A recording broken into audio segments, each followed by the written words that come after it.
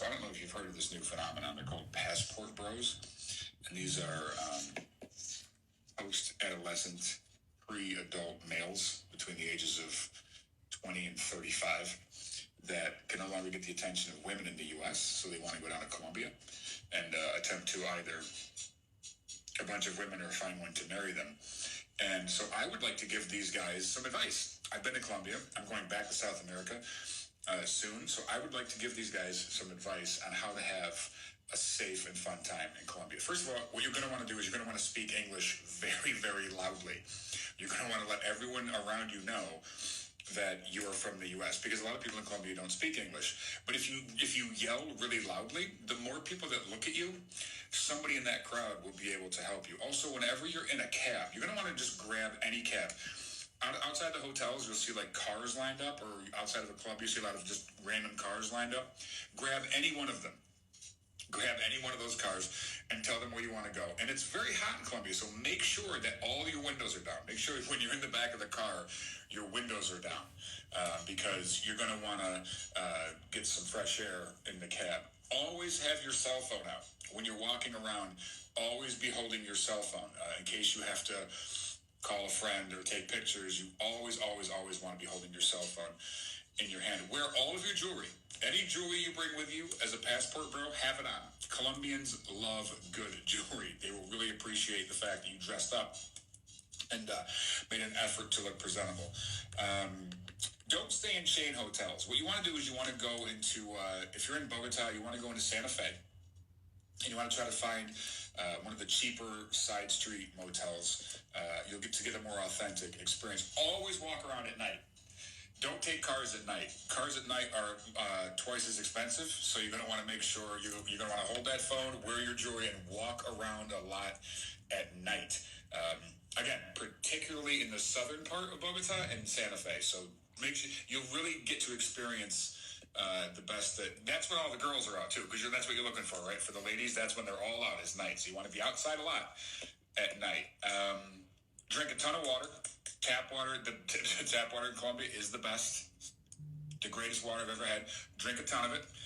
And your money. Sometimes, see, it's a really serious exchange rate, so you're going to want to carry a lot of big bills. And don't be afraid to ask someone to help.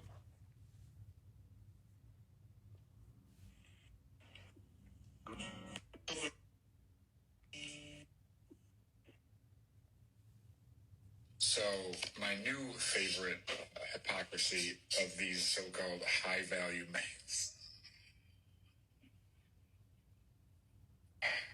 Sorry, that term just like when you look at these guys, right? When you see that phrase and then you see the person typing it, it's like, oy vey. So my favorite new hypocrisy from them is they say both of these things simultaneously. They don't want women that have been with more than, 2, 3 guys, but they brag about having a passport, like who doesn't have a passport, going to Thailand and sleeping with prostitutes. Come here, guys. I don't know. I might be stereotyping here and oversimplifying and overgeneralizing, but I'm willing to bet that Thai prostitutes have been with more than 5 guys. Weird. And so you have a very weird sort of ethos. It's very fluid. It's sort of like great news.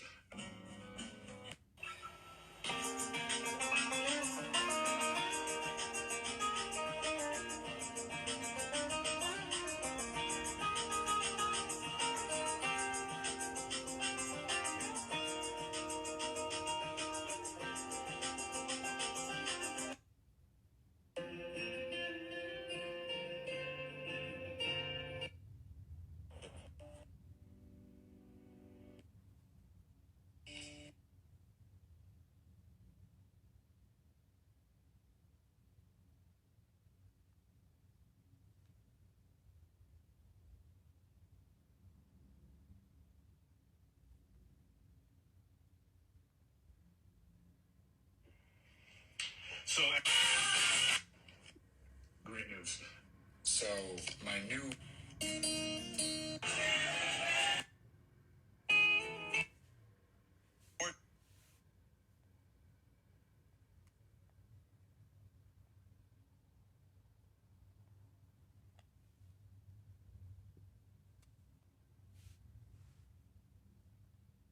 like real bad and leave her country is going to be very desperate. Okay, because we're too ignorant about Colombian people. They know how to survive. So you're going to get this wildest nightmares. They're going to take your Cartagena, and you're going to end up acting like an absolutely obnoxious. Already see which way this meant was started by. You're going to end up acting like an absolutely obnoxious, and everyone's going to know you have money. Okay, because we're too ignorant to learn another language. To the women here. Here we go already. You already see which way that this conversation is going to go. You think you're going to grab your passport, head down to Colombia, and find yourself a wife? Watch your sniffles. I don't know if dude has a cold. 4 days that you're there, let me explain to you how that's probably going to shake out for you. You're probably going to go to Colombia, Medellin, Bogota, Cartagena, and you're... Man, I'm worried about him with them sniffs, man. You know what they say. Cocaine is a hell of a drug. The passport bro movement was started by and for American black men. I call myself a traveling man because I was part of that way before act up over Spanish. So everyone's going to know you're American. Everyone's going to know you have money. Okay, because we're too ignorant to learn another language. Got it. And it'll be probably 15 minutes before you're taken for everything. They're going to take your phone, they're going to take your money, and they're going to leave you stranded in a neighborhood that you can't even fathom in your wildest nightmares. They're going to take your phone, they're going to take your money. Be very desperate. And you know what else desperate people are? Survivors. So now Colombian women that want to leave their country are desperate. Who's the racist? They know how to survive. So you're going to get this desperate woman to move here with you, and she might marry you. She'll probably get pregnant by you, and as soon as that happens, and as soon as she's got rights to half your stuff, you know what she's going to do? What's she going to do? Leave you. She's going to go right back to Colombia, and she's going to take your alimony that's 4,000 to 1 their money, and she's going to live like a queen, thanking you every step of the way. Stop looking at the developing world like it's your personal sandbox, like it's your playground. It isn't. Who has been the biggest warmongers and college? And you think because you're the loudest, a Spanish? All right, so his TikTok, this crackhead is called Scotty Brob. And as you hear by his shitty guitar sounds, he's a musician, and I think this is the reason why he's coming at men who are traveling, is in order to promote his music. But this is not the way to do it, though. You know, this isn't the way to do it. As a matter of fact, you know, I don't usually put people out there like that, but I will put his Didn't say it did. Didn't say it did. I will put his snap his TikTok down on the comment section of this video, on the description of this video. But I want to break down a couple of things. You know, number one, I don't know how many times I have to repeat this. I do not know how many times I have to repeat this, okay? We are not bringing them back to the West, okay? Most of us, including myself, are preparing ourselves to live maybe 7 out of 12 months in that place. 8, 9, maybe spending 3 months in the West for just, I guess, not even vacation, but just for business and maybe outsourcing economical reasons. Number two, if you watch that show called Lock Up Abroad, and I used to be a fan of that show. I used to watch that show all the time. And since he decided to play the race card in this, okay, who was the main ones doing crap overseas? Who were the main ones being drug mules? Who were the main ones being because that's what most people were locked up for when they went to these other places. It had to do with drugs. Uh, and so you're locked up in these places and you're disobeying the rules and you expect to get clemency. I'll give you an example. Many people thought that Brittany, what is her name? Brittany Reiner or something? I don't even know what her name is, right? Many people thought that she was the only one who was involved in having hashish. You know, many people thought that, hey, you know, she's the only one who has it, right? Wrong.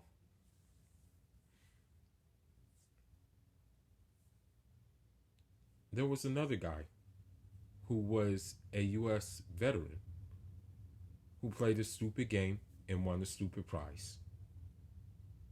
And he's still locked up in Russia as we speak.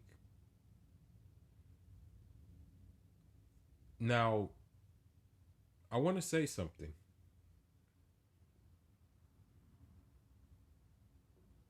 As a general rule, I'm gonna be honest with you, and I've talked to Uzbeks, talked to Turkmen, talked to Afghans, talked to talked to uh, Kyrgyz, talked to uh,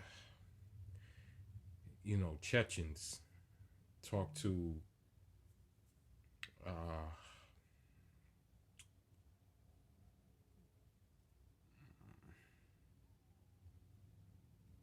true Africans, talked to Yemenis. As a general rule, when people of his kind travel, the women look at him and his people as either one or two things. One, a potential sex tourist. Two, a drug peddler. Three, even worse, the T word, the HT word, which YouTube may swat me if I mention that word. Now, my thing is that if you want to promote your music, be a good musician and promote it. Don't promote it through dragging us based on your experience. And I'm of the opinion and kind of believe that he went to Colombia and he was involved in some kind of drug trade with all his sniffles. Because I'm thinking that him being I guess you can say, a musician, and I guess he may try to find creative innovation from that music in which he does. I believe that he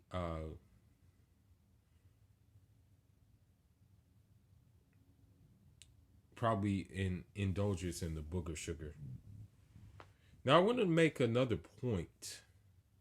Why does he have smoke for us and he doesn't even have smoke for his own people?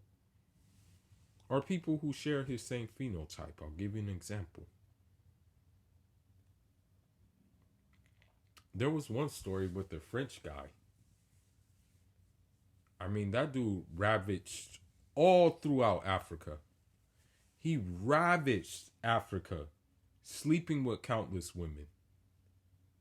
But nobody darts an eye or says anything about it. Okay? And it's weird to me. But, you know, I kid you not. I kid you not. I can show you endless and endless of pictures of some family members and some non-family members who have, you know, left Africa for economic reasons, like usual. And they did not go to America, you know. Some of them went to Eastern Europe. Hell, some even went to I think one studied in Cyprus. They met, as crazy as it sounds, they met I believe it was like a Turkish Cypriot woman who now says it's her dream come true to marry this man. So, as a general rule, I'm going to be honest with you. As a general rule, the Pookies and Ray Rays, right, and the Chads will not travel to these places because they will get dealt with. Now, this guy is not a Chad. He's just a lame, you know, because it's like, why are you kind of like, I hate to say it, but why are you kind of being a dick detective? You know, worrying about what a man's doing in Colombia, worrying about what a man is doing in Thailand.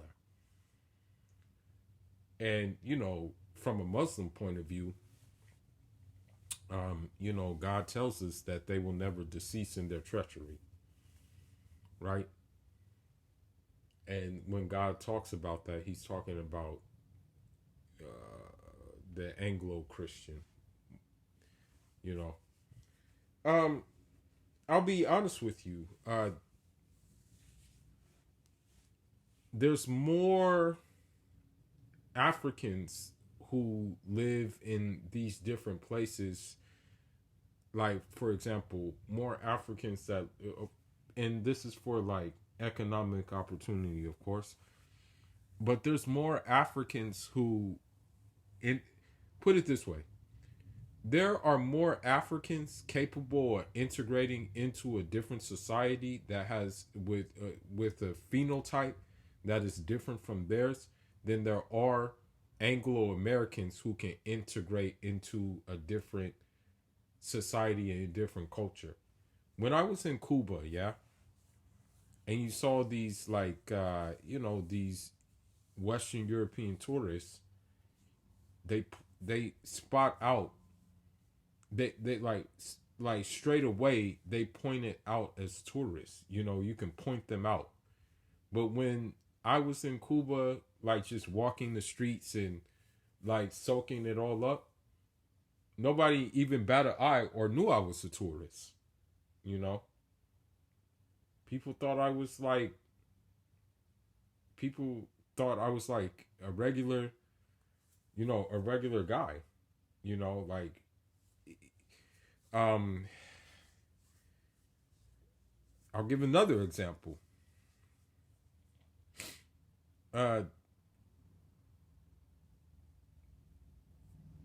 When I was just, for example, doing the boxing there, things like that, going to the sports center. I mean, I just like shook the hand of the coach like it was no problem. You know, like he knew me and things like that. So for this man to do that, like, who is he trying to win an audience from? You know? And the sad thing is you have Keisha, Casper Karen, and Kimchi Karen doing the same thing as this cokehead. So, with that being said, there are some Anglo men who have joined the Passport Bro movement. As a matter of fact, I follow one on TikTok who has successfully locked down a Colombian woman, you know, and has asked me to like come to Colombia as well to because he feels like I deserve the same thing. But I said, no, thank you, bro. I have other plans, but I do. I said that I generally like seeing another man happy.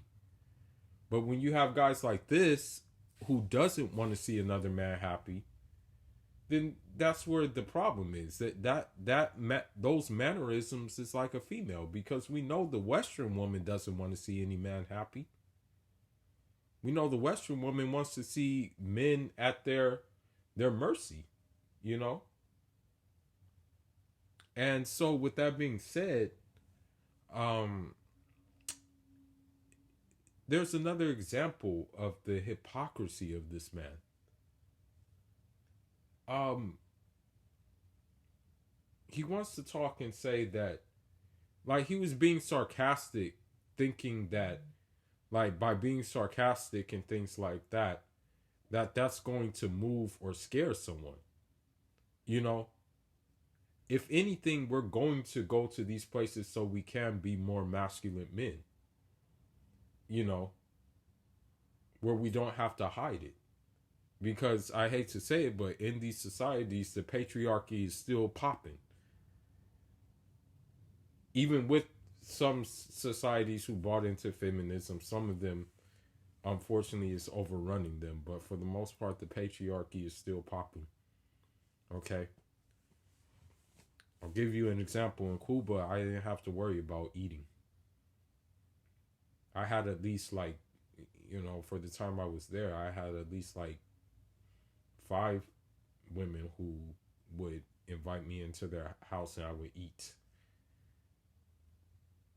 Because I was out stomping the ground. Okay? The time I was in Cuba, I was invited to go there because there was like an African, like, I want to say an African delegation. You have people from Gambia. You have people from Niger. Then I pop up. Guinea-Bissau, Cabo Verde. Telling the stories of like different how we're linked, how we're intermingling with one another. And ever since then, they always want me to go back. And I'm like, yeah, I'm coming back. So even our intention most of the time is more pure than these people. Okay? Even I'll leave you with one point. I'll leave you with one last thing. Um there was this movie that I watched. And it was social engineering 101. But it was about Idi Amin, and they pointed at it like they made him out to be this just butcher type strong man who did not have a damn like method to his madness. And I think Forrest Whitaker played him. But then you had Carrie Hilson, or I forgot her name, Carrie Washington or something. He played one of his wives. And then you had the Scottish, like, I guess he was like a Scottish ambassador or something. You had him in the movie. Now, one of the first things he did was engage in some sex tourism. And then on top of that, he nailed one of Idi Amin's wives in the movie. Now, granted, I know this is just a movie, but art imitates life when it comes, especially when it comes to them.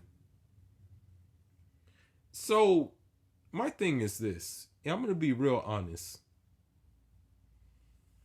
I talk to Russians a lot. I talk to Belarusians. Talk to Estonians. they don't really mess with them like that, bro. As a matter of fact, I've seen more Russian Nigerian kids than I have seen a kid Russian mixed with like American, like Anglo American. I swear on Allah. I've seen more Nigerian German kids than I have seen Anglo German kids. And when I say Anglo, I mean American. They don't really mess with them like that, bro. I'm going to be honest with you. So for this guy to have the audacity to say that women don't want you, bro, look in the mirror. Those women don't want you most of the time. Because here's the thing. Like,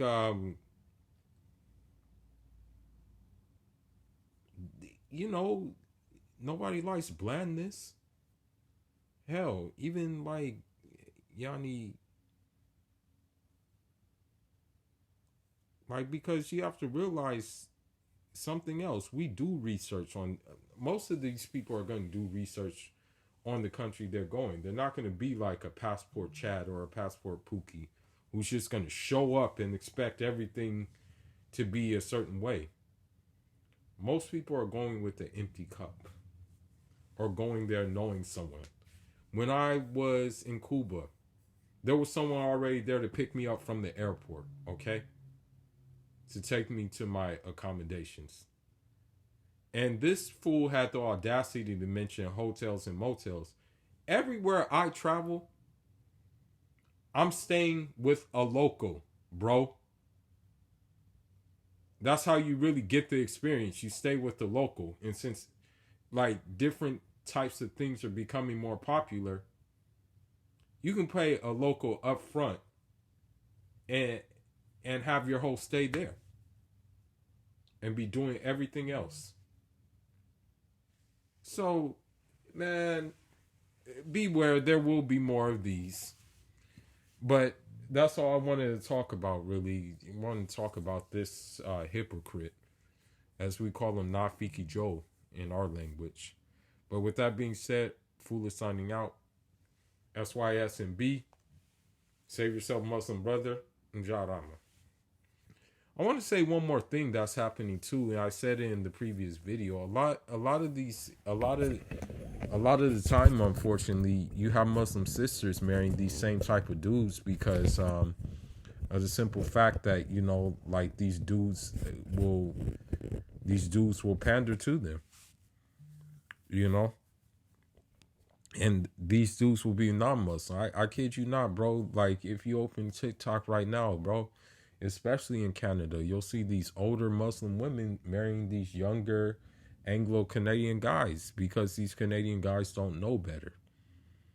And they know that, hey, like, you know, they're like, I scored. She's a doctor, you know? And I hate to say it, but you're going to see an uptick in this trend. But anyhow, off till the next one. Jada.